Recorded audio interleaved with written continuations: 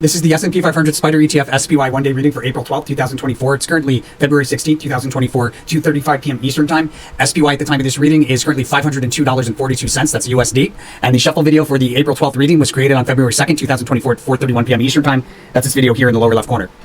So the overall theme and behavior for SPY, usually when we see the wealth card in the card position, it indicates a notable amount of movement to the upside after first establishing support with some sideways rotation. And then after the big move to the upside, there's more sideways rotation establishing support at a higher price level. So it's kind of like a pattern. Behavior around the highest high, there's a decline that ends with the fast sudden move higher. That fast sudden move higher takes us into the highest high. Behavior around the lowest low, we have a failed attempt to break through key resistance followed by a decline through key support. And it's nullified, indicating that somehow that chart behavior is made irrelevant. I'm advised to trade around a period of sideways rotation that ends with the fast sudden move higher. The whole purpose of the channel is to transmute some of the competitive energy of the stock market into goodwill. We do that by following the rule of karma for the channel. You go to the resources tab of our website, Tarot for Traders, and 5% of the profits from every profitable trade utilizing this information should be donated forward to one of these charities, or pick a charity of your choosing as long as you're paying 5% forward, and then 5% should be sent back to the channel through one of these links. If you're international, you can use Wise or you can use YouTube tips. And that leaves you at 90%. Make sure to spend that 90% out of love. As long as you follow those rules, you follow the rule of karma for the channel, the universe considers you an angel investor. It's going to send it back to you tenfold for following through. Blessings to all my angel investors. So let's get back into it. I also want to remind everybody, the cards going left to right across the center of the screen, they're timeline cards. Not each card's energy will necessarily line up with 1 hour of time. Occasionally there's a reading where you need to give it plus or minus an hour of wiggle room here or there. And in cases where that happens, just make sure to follow the sequence of events as outlined by the prediction, because that will remain accurate and keep you on track as far as what's going on and where we are in that sequence of events. Let's get back into it. So it looks like we opened roughly the same price level. So it looks like we opened sideways. There's a notable move to the upside out of overbought territory here in the pre-market, and that turns into price swings around the open. Another big move reaching for distant resistance in the first half hour out of the open. And then we have sideways rotation establishing support somewhere between 10 and 11, followed by another big move higher. And then that rally ends between 11 and 12 with an attempt to establish support midday.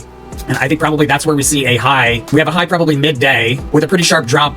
After that attempt to establish support, there's a sharp drop there around 1 o'clock, and then out of that, a rally along a diagonal trend line to break through horizontal resistance, meet another resistance, and then pull back to somewhere between those two price levels there, roughly around 2 o'clock. When we're doing like 3 crisscrosses back and forth through the same price level, that's when I would open up a short, and I would look to close that short probably the following day, if not at the close. There should be a pretty sharp drop here with this Ace of Discs, this Unicursal, and this Death card. There's a pretty sharp drop. We have a high correlation it's either taking place here at the high, here at the close, or it's taking place in the following day. So for a day trade, I do that short trade we're doing the 3 crisscrosses back and forth through the same price. So I probably open up a partial short here midday after that notable rally early in the morning, or the first half of the day really. When we're attempting to establish support midday, I would open up a partial short, and then if I get another opportunity with that 3 crisscrosses back and forth through the same price level, I would add to that short. I would look to close that short at the close. If we close at a high rather than a low, then I would wait until the prior day.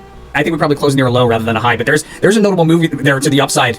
I think it probably takes place overnight or in the following day. I'd probably close out of shorts here at the end of the day, I think. Again, unless we close near a high, because that is possible with this correlation here.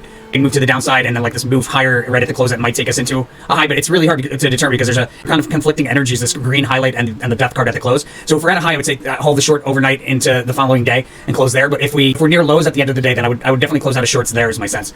And then the sneak preview for the following trading day is a notable reversal, which we'll talk about in more detail as we progress into that reading. That's SPY for April 12th, 2024. Thank you so much for watching, and please support the channel by subscribing if you like this sort of content. It really helps out the channel. Most importantly, make sure to follow that rule of karma. You know where to go. You know what to do. Blessings to all my angel investors. I'll see you guys on the next one.